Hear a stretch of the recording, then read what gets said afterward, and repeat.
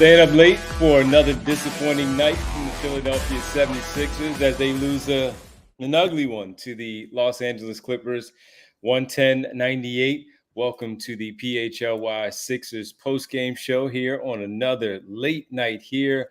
And we want to make sure we say thank you to everybody for hanging out with us. The show is presented by Bet365. Download the Bet365 app. Use code PHLY365 when you sign up. Whatever the moment, it's never ordinary at Bet365. Kyle Newbeck, Derek Bodner, Devon Givens, Bree is here with us, all of you as well. And Kyle, another frustrating one here from the 76ers as they this one just didn't look good at all. I don't know. Bet365 might not be ordinary, but that offense was very ordinary. Ordinary would be a compliment for these bozos. Ordinary for right a high now, school man. team. Like, oh my God. So I guess, I was kind of ranting to you guys already before the show started, so we might as well start where my brain already is. I think if there is a standout disappointment of this opening stretch, and I think was crystallized in this game, it's Nick Nurse. I think there are excuses for different players. I think you can certainly look at how new the roster is and say, oh, there's a lack of familiarity. Guys aren't gelling. They don't have Joel Embiid. He's a central point of the offense and the defense and blah, blah, blah, blah, blah. But, to some degree, you knew coming into this season, more than ever, more than any season in recent history, certainly more than last season, Joel was going to be scaled back. And you needed to have a plan for whatever you were going to do. They go out, they sign Andre Drummond, they get athletic wings, they get Paul George, and you can't fault Nick Nurse for not having Paul George in the first, whatever it was, 4 games of the season, 5 games of the season. I can't even count anymore. I'm like Paul George at the end of a game. I don't know the score at this point. But point being, you had, at least on a roster level, some semblance of a plan. You had the concept of a plan coming into the year. And what they've done with it is absolutely nothing. They are running uninspired, uncreative, one action type offense where they go through one dribble handoff. You see if the guy who has the ball can turn the corner. And if he can't, well, let's swing it around the perimeter and try it again in a couple seconds. Let's see if Caleb Martin can take his defender off the bounce. There's just nothing happening. And even early in this game where they were competitive, really a lot of it came down to moments of individual brilliance from Paul George and Tyrese Maxey. And I think where I am probably most concerned or most critical, probably a better way of putting it, with Nick Nurse right away is if you go out and you say, all right, we have all these chemistry problems. It's hard to get everyone acclimated. It's hard for people to find familiarity. You can't just be shuffling through 800 different lineups a game and throwing stuff at the wall. You have to develop some semblance of a consistent rotation, and you have to put lineups on the floor that on paper are being set up to succeed, right? So I'll give you a great example. We know right now Gershon Yabusele is going to have to play minutes at center, right? Like they don't trust Bona. Drummond is not up to the task of playing as many minutes as they need him to. So you need to get productive minutes out of Yabu. Yabusele in the second half is playing in a lineup where he is already size limited. He struggles with rim protection and center duties. And he's on the floor with Maxey, Lowry, and Eric Gordon at the same time. That's just stupid. It's stupid on paper. It didn't work, and it was never going to work.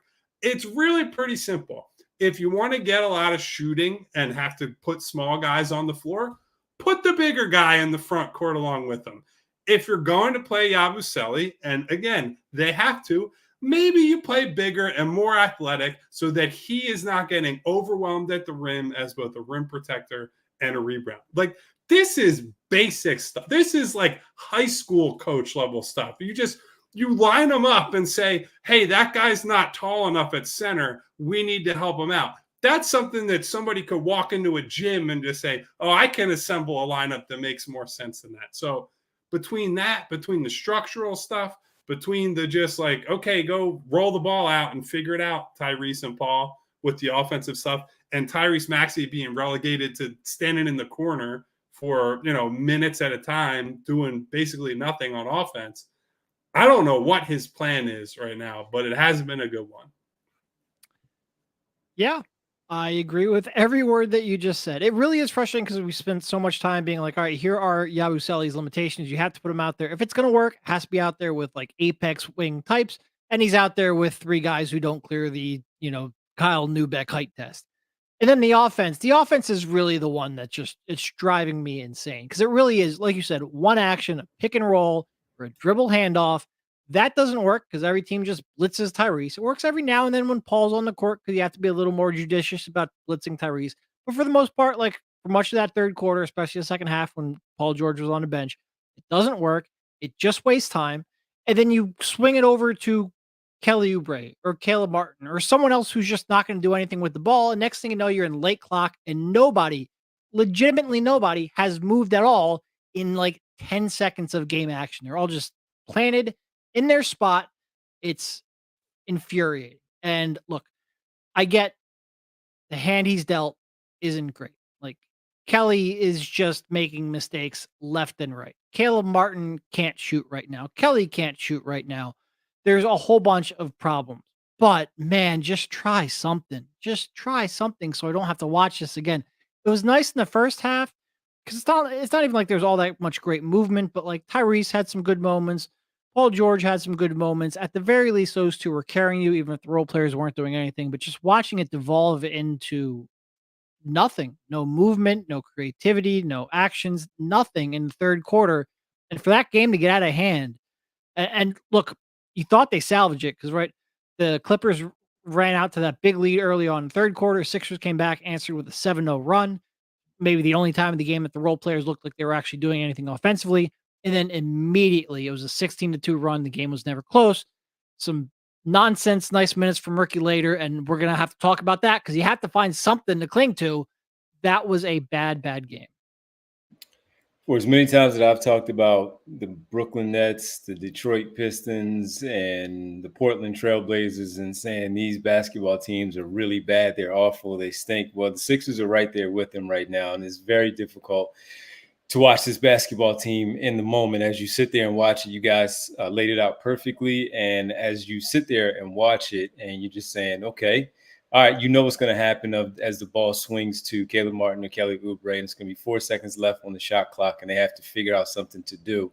Put the ball down on the floor, cradle the ball, put your head down like a running back, and try to get a shot off before the shot clock goes off. And that's their late clock offense because nothing is happening except for the dribble handoff and just nonsense thereafter. And it really is difficult to watch, especially when we have to stay up late at 11:30, 12 o'clock at night and have to take a peek at it.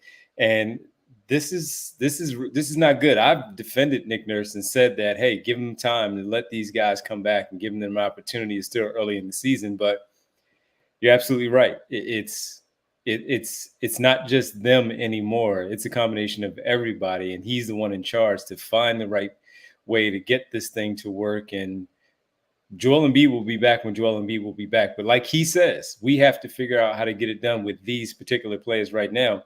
And he's struggling. He's having a tough time in doing that and figuring it out. And the lineups are bad. The offense is not good. The defense is not helping it out. And then you find yourself, as Derek pointed out, on the 16-2 run late where you thought you might be in the game, tied at 51 at the half. You thought you might be in the game, and now this is out of hand. And then you have absolutely no faith, even with an entire fourth quarter remaining, that they can come back at all being down 16 points. You have no belief whatsoever in this basketball team to string anything together to find a way to get back into it, give themselves hope to win this basketball game. And that's where they are right now. And it doesn't look good now. It's not going to give anybody any faith going against the Lakers on Friday. And certainly when they come home later in the week on Sunday, taking on the Charlotte Hornets. This is a bad product right now. And it doesn't seem like it's going to get any better anytime soon of course, when Embiid comes back, but then they're going to have to figure out how to work off of him and integrate themselves with him when he's on the floor and playing against a good team next week back here in Philadelphia. And that's here's the other thing tonight. That wasn't even a very good team that they played, right? We keep talking about you got to pick up some of these because eventually you're going to play good teams and you're just going to get buzzsawed, right? And that might be the case. Like, even if Joel Embiid comes back, you pick up wins against the Clippers of the world and some of those types of teams. But the teams look at Phoenix right now. They just played the other night. Phoenix is really good right now. Oklahoma City, when you play a team like that, you are in deep trouble. You play Boston, deep trouble. Cleveland, big trouble. Like, there are a lot of teams that are humming along to start the season that you're going to run into at some point. And the Sixers have been fortunate in that the East has generally started slow. It's been Cleveland, Boston, and then big gap between those two teams and everybody else.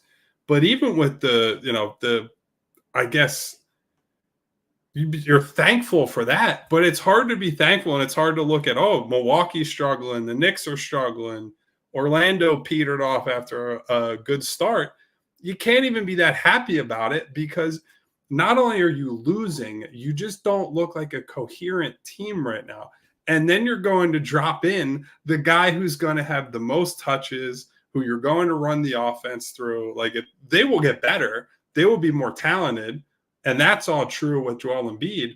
But all this stuff that we're seeing with, a lack of synergy, confusion over lineups, and the inconsistency that they're dealing with, that's going to get worse before it gets better, right? And, Joel, as much as we all respect his contributions and what he brings to the table, one of his biggest problems is the turnovers and the carelessness with the ball. And that was their big problem without him in the first half tonight. They're throwing passes off a guy's shins from 3 feet away. They're blatantly miscommunicating. Andre Drummond and Tyrese Maxey are trying to hook up on, tough pocket passes behind defenders, low passes to Drummond. Like, there's no knowledge that they're playing with their personnel and their teammates. There's no help from the structure and the coaching staff to get them going. It's either Tyrese figure it out or PG figure it out, or otherwise they're kind of cooked. And that is just a really sad state of affairs for a team that likes to think it has a lot of talent, likes to think it has a high-level head coach. Well, I want to see it. Like, you can be labeled this, and we can all say Nick Nurse won a title with the Raptors. We respect his experimentation. We respect the things that he's done defensively at times in his career. The results are what they have deserved for bad process so far. Yeah, and for you to come out and say the person you're most disappointed with is Nick. Look, Kelly and Andre are out there making Shackton highlights every game. Yeah.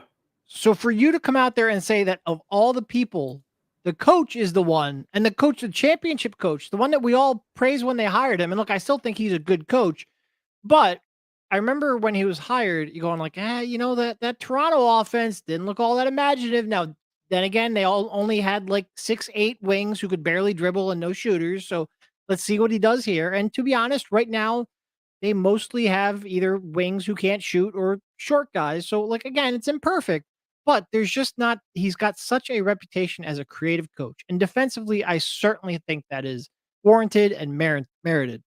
But man, I would just love to see a little more offensively. And look, I don't necessarily know all of the answers because, like we said, there's fatal fundamental flaws with this roster right now. But man, just try something. There's so little I cannot stress how little movement there is. And man, when you're static like that and you don't have shooting and you don't have anyone who can really force an advantage and you only have like 1.5 players who can dribble, it's just an ugly combo. It's a real ugly combo. Well, we'll have to dissect a lot more of this here on this late night. Sixers fall 110-98. They dropped their record to 1-6. Another game left on this 3-game trip before they return home Sunday to take on the Charlotte Hornets. We'll do that when we get back. Also discuss Tyrese Maxey leaving in the second half due to a hamstring injury. We'll discuss it all when we get back here on the PHLY Sixers podcast.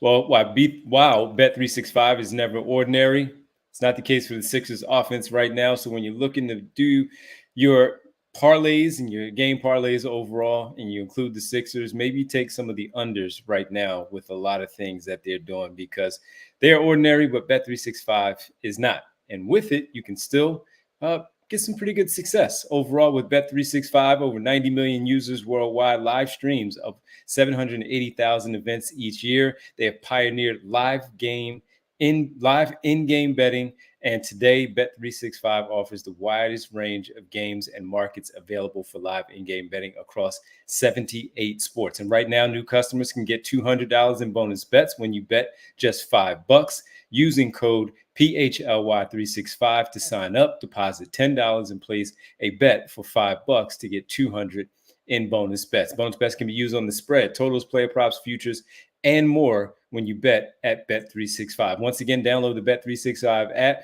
Use code PHLY365 when you sign up to get $200 in bonus bets when you bet $5. Whatever the moment, it's never ordinary at Bet365. Must be 21 plus and physically located in Pennsylvania. If you or someone you know has a gambling problem and wants help, call or text 1-800-GAMBLER. We also want to make sure we tell you about Empire today, because if you're like me, home improvement projects are just completely daunting. I have no idea what I'm doing. So you need something to make that just a little bit more manageable. And if flooring is something on your to-do list, Empire Today is a place you want to turn to. With Empire Today, you get shop at home convenience, the right product for your needs, quick and professional installation, and a price match guarantee. Empire Today is so good that they have some copycats, but those copycats can't beat Empire Today on quality, service, or speed. So they advertise low-quality products that Empire Today simply won't carry. Empire Today won't promise you the lowest prices, because anyone who does that is putting flooring in your home that they wouldn't put in theirs. Empire Today keeps shopping for floors simple with a curated product selection. Their philosophy is to help you find what you need, not to overwhelm you with thousands of choices and substitutes. Empire Today has a virtual floor designer, which is a great way to see how new floors will look in any space. It's easy, just snap a picture and instantly see how the new floors will look in your room. Flooring is all that Empire Today does. They live and breathe flooring, so you can be confident you're getting honest, upfront advice. They also service their own warranties, so with Empire Today, you won't have to track down a manufacturer's phone number. Schedule a free in-home estimate today. All listeners can receive a $350 off discount when they use a promo code PHLY. Restrictions apply. See empiretoday.com/PHLY for details. Welcome back to the PHLY Sixers podcast presented by Bet365. All right, gang. We also saw Tyrese Maxey, who had finished with 12 points. Didn't really get into the flow of the offense overall. Had that one good stretch early in the first quarter. And kind of just out there, as we talked about the struggles of the offense, leaves with the hamstring injury, right hamstring injury, after it appears when he fell to the floor. He and Chris Dunn were battling for a rebound. They both fall. Don't know how it all happened, but that's the replay that most looked at and saw where that could potentially had happened. Right now, just getting Paul George back, and Embiid scheduled to be back next week as well. Doesn't look like, you don't want something like this to happen when we have an opportunity to get to see the big three together for the first time. Hopefully he's all right, but this is, of course, not good news as of right now. We'll see when we get an update. Maybe tomorrow, and certainly for the game on Friday. There was an early update from Nick Nurse. Okay. He said that Tyrese Maxey's removal was quote-unquote precautionary. Sixers Adam over at Philly Voice characterized it as he did not seem concerned. But this is probably the first prominent example of how Sixers fans and how we will probably react to health stuff the rest of the year, given what they said regarding Joel Embiid, given Paul George, where it was like, we're not concerned, and then he missed effectively a week and a half, or maybe that was actually 2 weeks by the time he came back. I am not going to say that anything precautionary means he won't miss a game or he doesn't have an issue. I think that's one that I'll wait and see, because hamstring issues can be super tricky, and this is something that they're going to have to test certainly at least tomorrow and on Friday before that Lakers game. Yeah. Can you imagine how ugly that offense will look if he's out? And look, I know Tyrese didn't necessarily have a good game today. He's been up and down throughout the course of the season.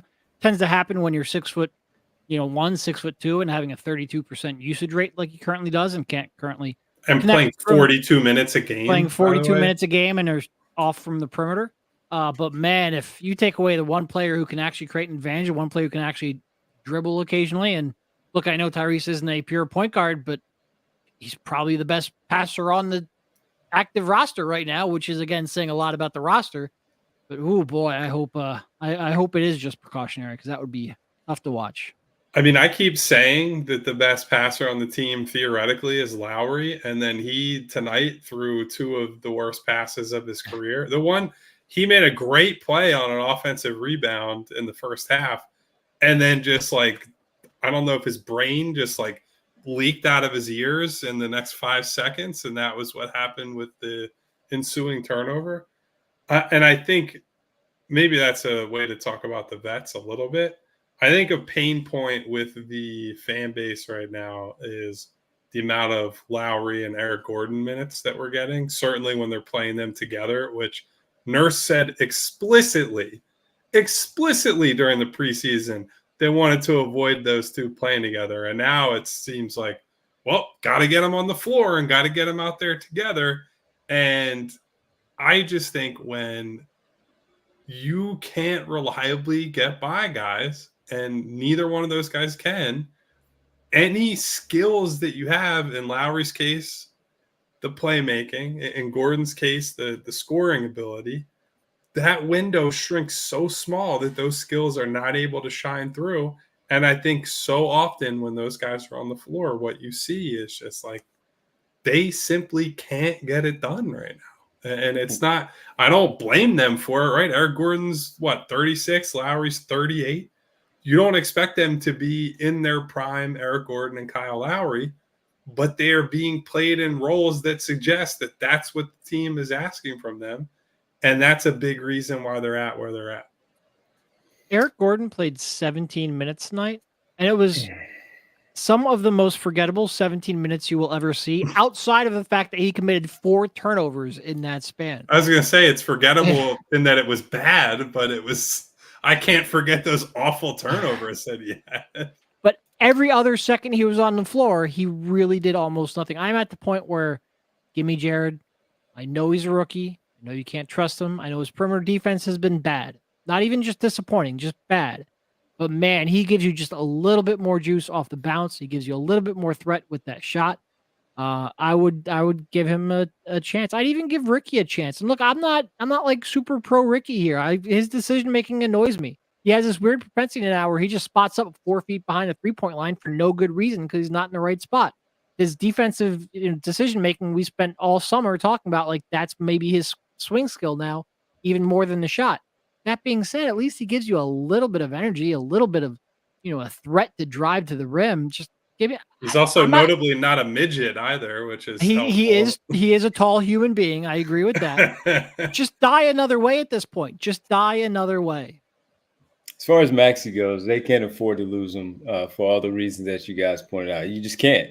Right now, we're seeing the trouble between he and Paul George trying to figure out how to play off of one another, who's going to take this shot, who's going to take, where do I go, why you're taking this shot, and how am I involved in this play at all to be some sort of a threat where the other team has to pay attention to one of those two. You just can't afford to lose it, especially, again, if you're getting both of the other two All-Stars back.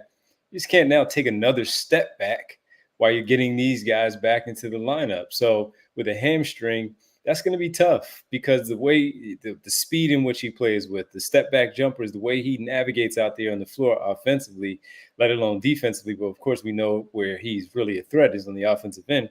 The hamstring thing, you cannot mess with it, because if you're right, if he's out there if he forces himself out there and the hamstring is bad, if you have to rest him now, you rest him now, because you don't want to make something that could just be a short-term visit to the bench, make it a long-term thing where he's out for an extended period of time because you've rushed him back, simply trying to get these guys back on the floor. So precautionary, let's hope so, man, because look, you can say that, especially when you're getting blown out, and there's probably not a good chance, even though some of the stars were in there late.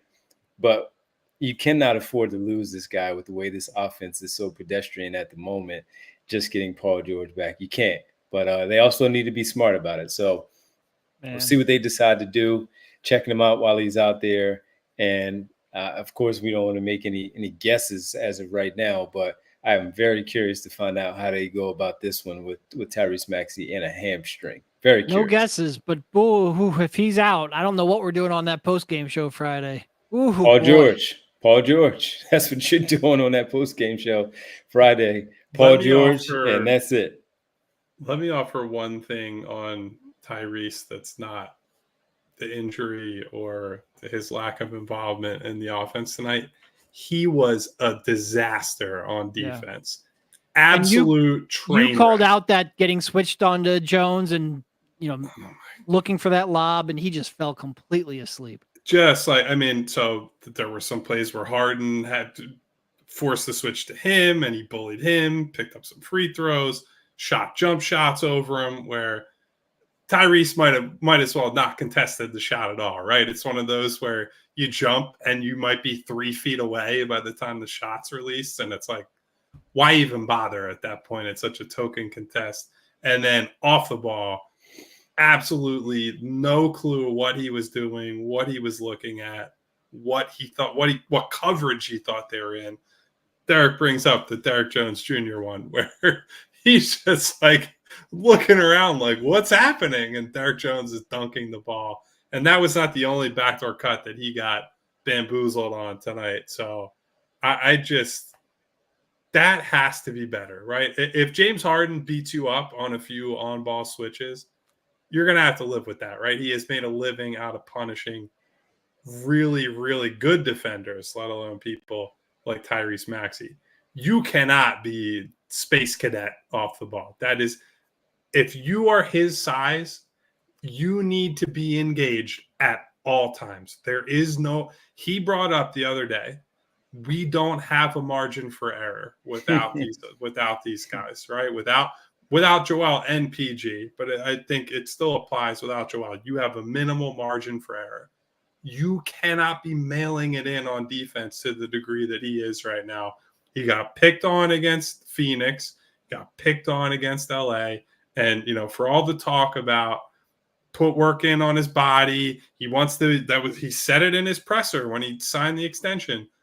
One of my big goals is Nick wants to switch everything. I want that to include me. I don't want to be one of the guys left out of that. Well, right now you're being left out of any defensive plan. So that needs to change, and it needs to change in a hurry.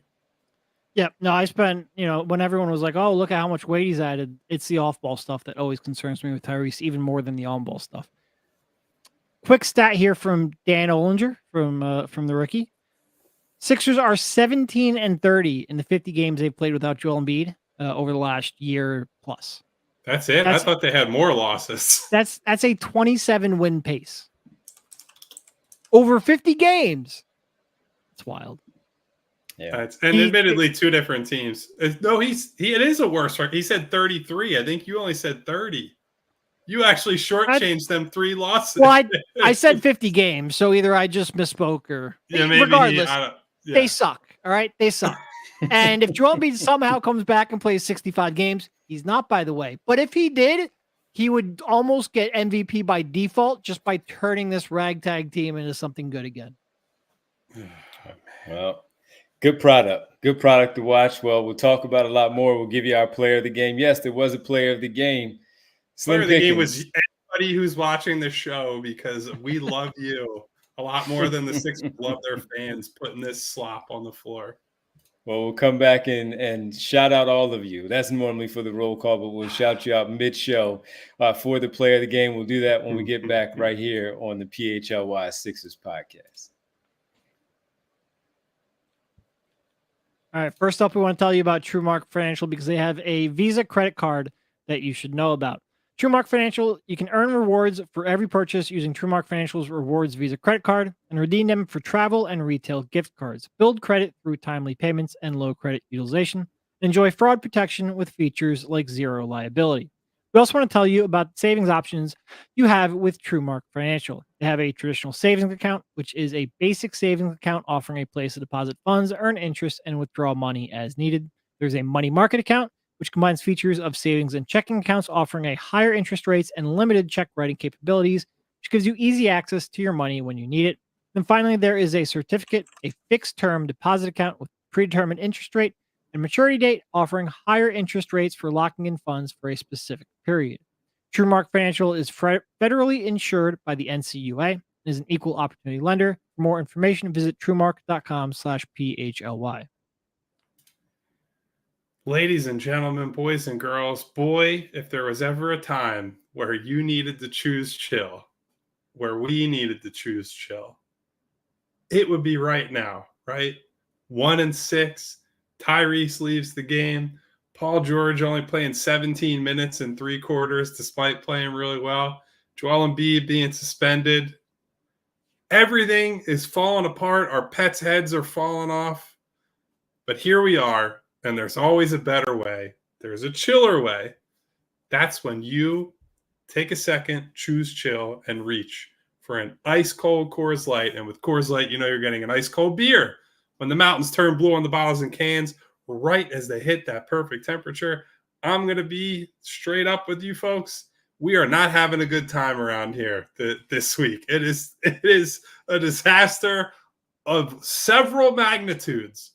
But what we have is each other. What we have is me, Derek, and Devon, and Bree behind the scenes getting to yell about this stupid team and all their misery and mistakes and everything else night to night. We find solidarity in each other. We find some happiness in hanging out with one another, at least from time to time. You know, Derek and I go back and forth. And once you're able to choose chill yourself, you can get a cold layered, cold filtered, cold packaged Coors Light that has a smooth finish and gets a mountain cold refreshment, even if it's 1:20 a.m. on the East Coast and you're just up and mad about the 76ers. So when you choose to rise above it all, choose chill, choose Coors Light, get Coors Light delivered straight to your door with Instacart by going to CoorsLight.com/PHLY basketball. Celebrate responsibly. Coors Brewing Company, Golden, Colorado. I like how you can't even joke about not getting along with Devon because nobody would believe that. Oh, yeah. I mean, listen, we all know who the nice people are on the show, and it's the producer and the man in the middle. The other two, well, slam the doubt button. We can get punchy. I feel like we are decent enough human beings, but we can get punchy every now and then. I would agree with that assessment, and I'm sure Devon will not say anything to the contrary. He's too nice. Exactly. I love you guys. Welcome back to the PHLY Sixers Postgame Show presented by Bet365. I do love these guys hanging out late. Look at it, it's 1:20 on a now Thursday morning here in the Philadelphia area. You know what that just reminded me of, Devon? You guys ever seen the clip from Rugrats back in the day where Stu Pickles is making chocolate pudding for Angelica and his wife comes down and is like, Stu, what are you doing making chocolate pudding? It's 4:00 in the morning. Why are you doing that? And he just goes, because I've lost control of my life. And that's kind of what it feels like sometimes talking about this team on the late night post game shows.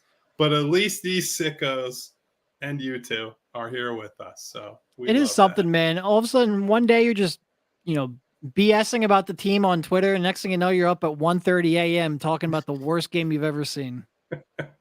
And that's a high bar to clear, by the way. There are a lot of bad games that we've sat through over the years. Yeah, rough. Yeah, they're looking like those teams. The rebuild. That's what they're looking like. Oh, man. Whew, rough one. All right, let's get to the player of the game. We had to select somebody. And, of course, it's always all of you. But we had to select someone. And in his return to his hometown, playing against his former team, the Los Angeles Clippers, Paul George gets his first of the year player of the game. And 18 points, made 2 threes tonight. He shot 78% from the floor, 7 boards.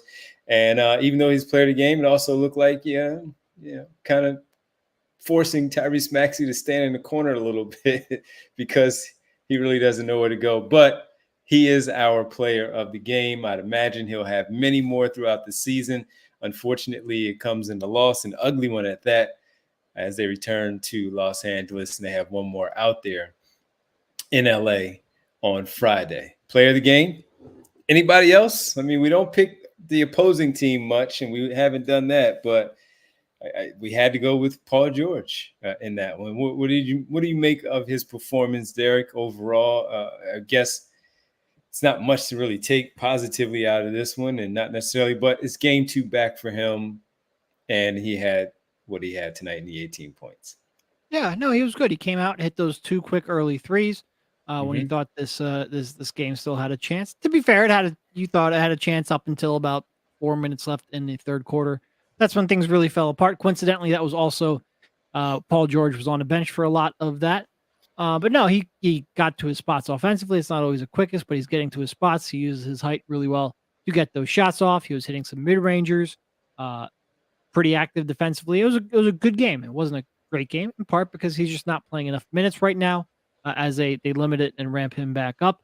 But he was good. I think he was pretty obviously the player of the game. It's just they needed way more around him, including from his running mate in Tyrese, but also from every other role player on the squad.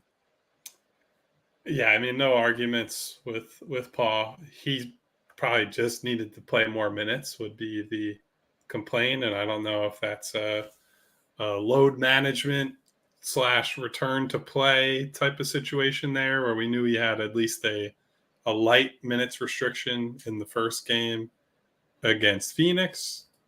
Who knows? I mean, honestly, if you try to go past him and we say not him, it could be like Ricky Council. Yeah, no, Ricky for the would like probably 9 minutes he played, Yes. right?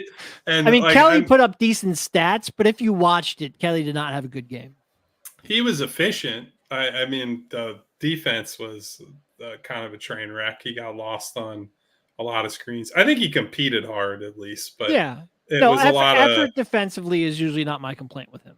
Yeah. So I mean, yeah, you could maybe, if you really want to try to squint and say, yeah, somebody other than Paul, but yeah, I think it's Paul. And I just want to also say that Guerschon Yabusele has never done anything wrong. Bad things just happen to him as a result of the misdeeds of others. So I thought he was fine in the first half and then just got left out there to die with that stupid lineup in the third quarter. And what can you do? Guerschon, I see you. It wasn't your fault. I'm going to do the Robin Williams and Good Will Hunting for Yabusele. So the other thing I want to point out that while watching, and of course we're all watching it, we're suffering through it and saying how terrible it is to watch it. And when they start to get down and they're in double-digit lead for the Clippers and the Sixers are just searching for something, the body language is starting to look really bad now. Consecutive losses, 4 in a row. The way that they're losing, things happening, even with the clear out type of things with Paul George asking Tyrese Maxey to go to the corner or others, or even when a bad pass happens and the player turns around, walks the other way, and you can kind of see whether they're shrugging their shoulders or waving their arms. This is what happens when you're a bad team like they are right now and you're 1-6. All the weird turnovers off the shins, like Kyle pointed out, the weird passes that sail over someone's head, or a jumping in the air and leaving their feet, and another turnover occurs, and now they're going the other way, and players are trying to figure out how to stop a fast break. These are the things that happen with bad teams, and when you're losing and you can't find a way out of this box that you're currently in, now they're not finger pointing yet or anything like that. It's just more of you're seeing the body language on the floor where you can tell it's starting to affect everything and everybody and everything that they do out there on the floor. And until they start to, and they've had decent games when they're not turning the ball over, but it's also missed shots or weird shots that players are taking, or getting the ball late in the shot clock where they have to hoist it up. And again, you're just looking at body language from everybody else until they get out of this rut and start to string together some wins. We're probably going to see a little bit more of this from this basketball team, and they need to figure out a way how to get away from it, because body language shows a lot, of course, when you're losing in these games in the fashion that they are. Yeah, you bring up weird shots. Do we want to talk about Caleb Martin's depreciating shot mechanics because he did not start from a good place. And boy, does it seem to be getting worse with each passing game. But I don't know what happened. He had that one in the was it in the third or was it in the fourth? I believe it was in the fourth. Where he then was like playing with his elbow and like shaking it and flexing it, and I don't know if there's something going on there, but ooh, that looked ugly. His shots are so inconsistent. Like it's his footwork is inconsistent. The release point is inconsistent. The hitch is obviously there. It's really. Someone in the chat is calling it Michael Kidd-Gilchrist like, and that's not a compliment at all. Not a compliment is an understatement. That is about as damning an indictment as you can put on somebody's jumper. Oh my God! Yeah, like I said the other day, I went back and I watched a bunch of them and from last year, and so it was never pure, but it's not. What was there any kind of hitch in there though when you went back and looked at them? Was there anything? Again, we talked about the kicking of the feet down low when he's in the air, or you also mentioned him coming down a little bit more, his feet almost touching the floor before the release. What did it look like? Much better than this. He always shot a little bit on the way down, like he never timed it, the release point at the top. There was always, I wouldn't say there was a hitch before, but it was, it wasn't the smoothest at the top, but it's way more exaggerated now, and it's just way more inconsistent now. It's one thing to have like a hitch or to shoot on the way down. It's another thing to seemingly change your release point and change your mechanics on every shot. It just, I have no idea what's going on. So in the chat, Average Koala said, bro pulls out 3 different jumpers a game. And I'm picturing Caleb Martin like carrying around a golf bag of clubs. He's got a bag of jumpers. I got the 7-iron jumper right now. Slice that one off to the rough into the sand bunker. Like that honestly is what it feels like. And he's getting the results you would expect from a guy who does not have any semblance of consistency. The only time he's making shots right now are the like maybe 1 shot attempt per game where maybe it's late clock, it's in transition, whatever it is, when it's just like head empty, you just put it up and shoot. That's when he's making shots. Otherwise, it's almost like you can see the gears turning in his head as he's going through his shot mechanics, and that is not where you want to be. 1 for 2 in that first quarter from 3, and it looked like, okay, he might be all right here. Paul George makes his 2. Caleb Martin makes his as well. Got fouled on 1, made 2 of 3 from the free throw line on the attempt from the wing. But yeah, you can clearly see something's up. And when he did grab at the wrist or the elbow, whatever it was in the second half, that's when you sit there and like, all right, this guy doesn't seem like one that's gonna. You know how you start rubbing your hands when you have a bad turnover and you wipe your hands on your shirt or your jersey. Blow into your hand. Yeah. Exactly. Oh, it's cold in here. Oh, no. Right. He seems like he goes out there and he plays. If something happens, it happens. And when he did that, I'm like, okay, well, maybe something is really up and he's just playing through that. I can't, I'm not a shot doctor. I don't know how it happens. I don't know how he gets out of it in terms of, I just don't know. I don't know, but it's not helping them right now for him to lose it the way that he has. And they need him to get it back. They need him to get it back quickly because he's going to have a lot of open shots. And he needs to be able to confidently, without the gears turning in his head, rise up and shoot that in the flow of the pass, catch and shoot for Caleb Martin. All right, final break for us here on this late night following the Sixers 110-98 loss to the Los Angeles Clippers. They lose by 12, and it wasn't close late there in that second half. We'll get to it on the other side when we get back right here on the PHLY Sixers Postgame. So, guys, this ad read, I'm just going to tell you, starts with, while the Sixers are hunting down a ring, you can too. Let's not worry about the Sixers' quest for a ring right now. Let's just put it in I hope if you're shopping for quest. a ring, I hope you're on more solid footing than the Sixers right now. Do not let the Sixers' struggles dissuade you from getting the best possible ring at the best possible price you can get.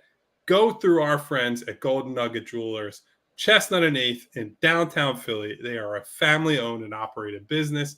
They have been in operation since 1987. They are literally older than me.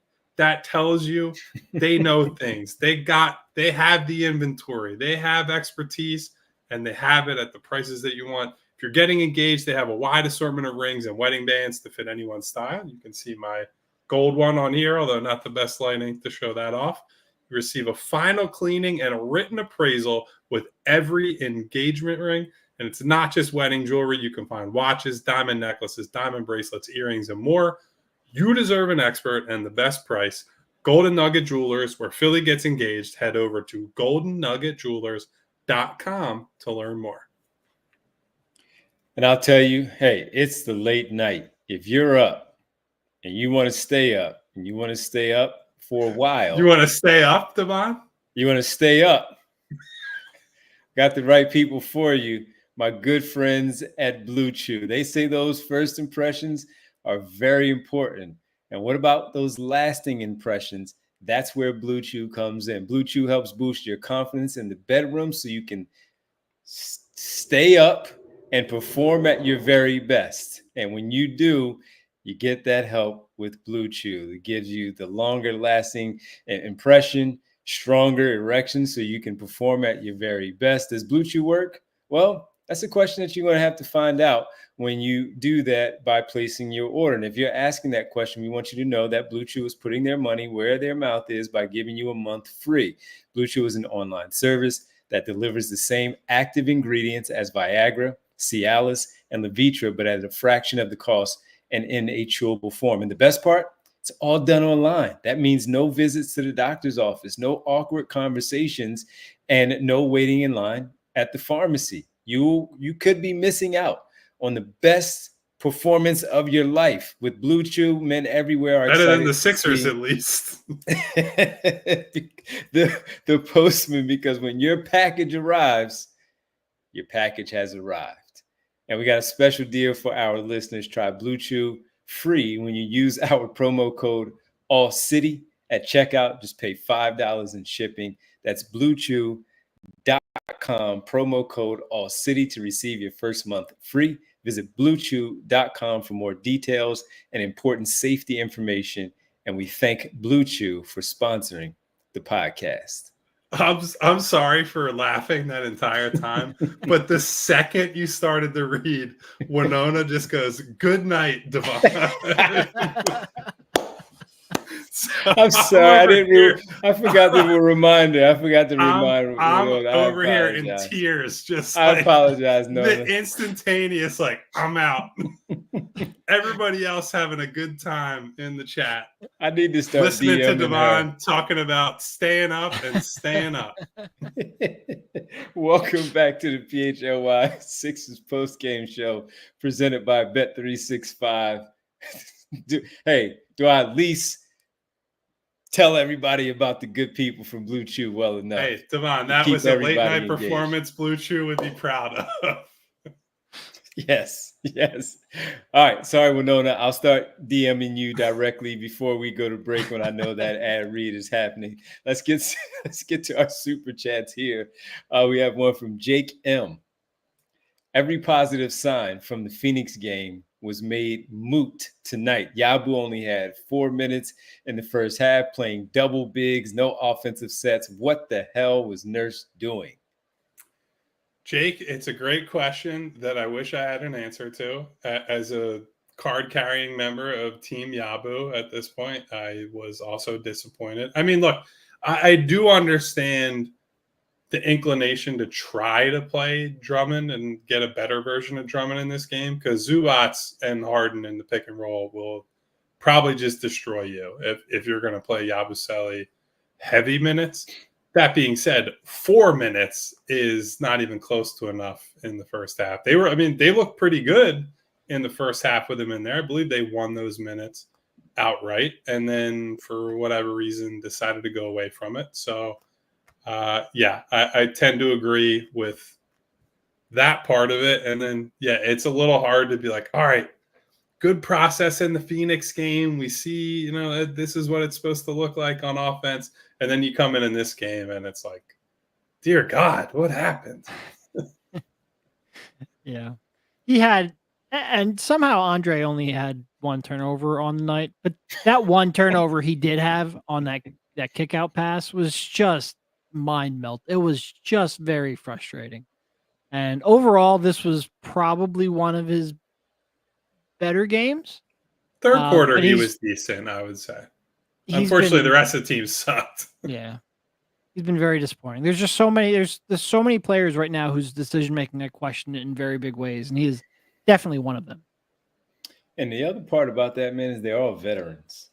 They all know better. They've all been in many experiences where they know better than to turn the ball over in the way that they're doing. It's one thing to just, hey, you lose the ball accidentally. Those things happen. But the way that we're seeing it, throwing it off the shins, as Kyle pointed out earlier, leaving your feet and bouncing the ball at somebody else's foot. And next thing you know, it's in the hands of the opposition. They're going the other way. They know better, all of them. They're veterans. They know how to protect the basketball and keep those turnovers low, especially keeping the other team out of transition. Bernard McCoy checks in the super chat and says, did you guys not see this coming? Maxey leading the NBA with 42 minutes a game, deferred to Paul George the entire game. Nick Nurse is horrible, and that shove was costly. No, I didn't see this coming. I thought they would be more competitive without Joel. And now, I thought they should win this game tonight, even with, the start they've been on. Granted, like, a lot of that was based on Paul George, and Paul George has only played these last two games, but it's not like these last two games have been, not frustrating. Like, their offense down the stretch the other night was disastrous. Their offense for most of the third quarter today was disastrous. And granted, Paul George came out in 7-minute mark of that third quarter, and that was it. He didn't check back in until the fourth, but I guess that's also part of it too. Like, that just seemed like you needed more out of Paul. And I don't know exactly what those minutes restrictions are, but yeah, no, I expected this team to be better without Joe. I thought this was, like I said, I wrote a column before the season started being like, hey, hopefully they'll be good enough where Joel Embiid doesn't feel like he has to come in and save the season. Well, now you could be sitting at 1-8 when Joel Embiid comes back and he's got to save the season. Because quite frankly, if he's going to miss another 15 games or so, I don't know how they're going to win more than 3 of them.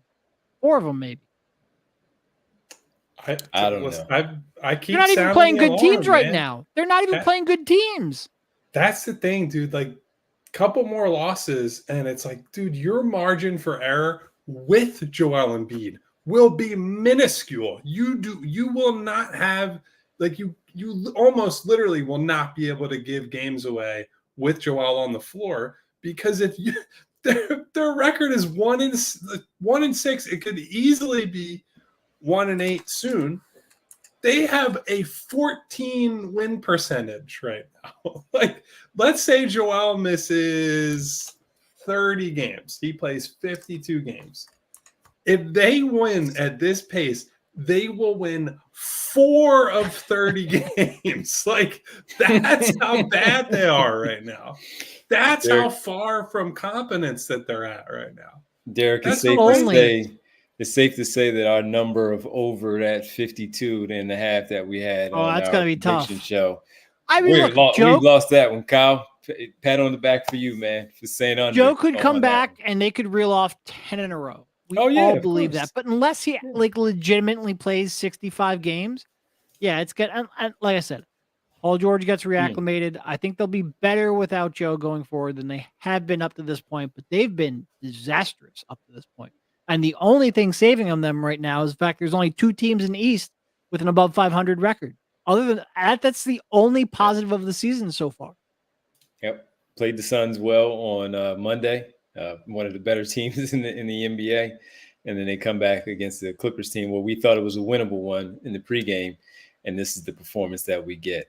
You a Fraud just wants to tell everybody to hit the like button. It's free. Thank you. You a Fraud. Appreciate that. Because that super chat wasn't free. So we appreciate you both for the recommendation and for the super chat. You know what? You're not a fraud. How about that? You are not a fraud at all. That's your name, but you're not one. You're a real one, my friend. I think anybody sitting here at 1:45 a.m. or whatever the heck it is, they're real ones. Yeah, there are some chatters who are getting punchy and people are, arguing back and forth. I want you guys to understand, you're all in the boat together. If you are here at this time of night, and I know some of you are probably, West Coast, Central, whatever, out of market Philly fans who are, it's a little earlier in the night out there. Regardless, we are all in this together. It is a crappy boat with holes that cannot be plugged right now. But we're here together. And you're up late. You might as well take off tomorrow or tell them you're working from home. Just do it. Just do it.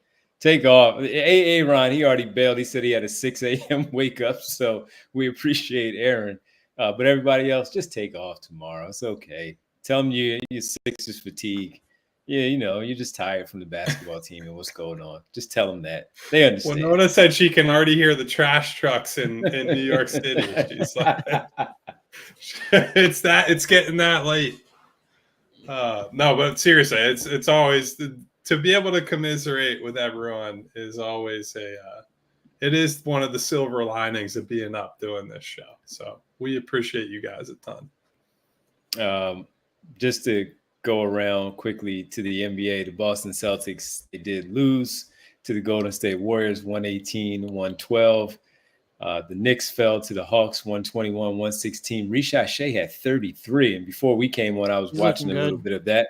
He looked really good.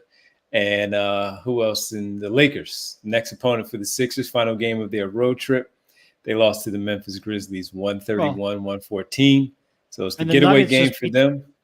Nuggets just beat the Thunder with Jokic dropping a 23, 20, and 16 triple-double. That's only the Thunder's second loss of the season. No big deal. That's without Murray, without Aaron Gordon. Yep. Jokic strapped him on, put him in his backpack. He said, "Get in there, boys. We're winning this one." So you also got a little boost from Russ, 29, 6 and 6 for Russell Westbrook. So he heard all the nonsense from Philadelphia saying he was done.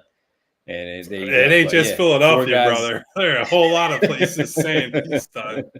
Shout out to him for this game. Four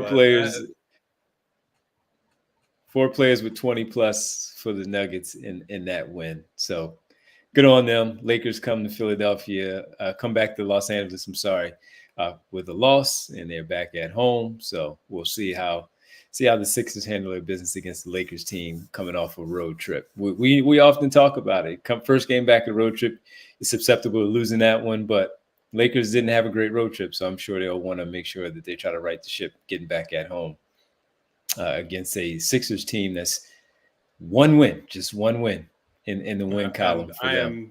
Devon, I'm very concerned Anthony Davis is going to put Andre Drummond in a body bag. And that is not a guy that you can play Yabu against, right? Like, no. Even as a card carrying member over here, no. If you put Yabusele out there to die against AD, good luck. Only in the Olympics. Only in the Olympics can you do that. Yeah, with Wemby next to him. With Wemby next to him. Right. Absolutely, man. All right, well, we got to get ready to get out of here and let everybody go to sleep and do their thing and get ready to sleep. Get your Blue Chew ready, whatever you're doing. We want to say thanks to everybody. We really appreciate you hanging out with us. Once again, our show tonight was presented by Bet365. Download the Bet365 app. Use code PHLY365 when you sign up. Whatever the moment, it's never ordinary at Bet365. All right. We roll call? Roll call? Let's roll call. Yeah, baby. Gotta say goodbye to at least a few of our friends who are hanging with us. Shout out to Davon. Shout out to my girl Winona. To Rick Hey, Morse. Nona. Sorry about that, Our Nona. guy Al, the 2-minute warning. Winona said it was hard here, and you make that reference at the end there. Oh, my God. To Vincent Salamentino. What to up, Al? Jaron Drummond. No, Andre's idea cousin. if there's a relation to Andre. Average Koala. O-Dot. John Peace. What up, O-Dot? BH, Money Mar, Jake M with a super chat, by the way. Bernard McCoy with a super chat. You a fraud with a super chat. Thank you. Not a fraud. For checking in on the super chats. Igavini, Owen O'Brien. Who else we got in here tonight? Boots. We got Bootzilla in the building. Prawn G, who wants to trade Embiid for LeBron. Never going to happen, but love the creativity.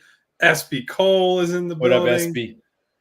Who else is in here tonight, ladies and germs? There's a long list. I just want to say, before we do anything else, and before we get out of here, thank you to super producer Bree hanging out with us. Please hit the thumbs up button as a sign of respect to the work that Bree puts in. Also, hit that subscribe button, hit the bell icon so you get notifications when we go live.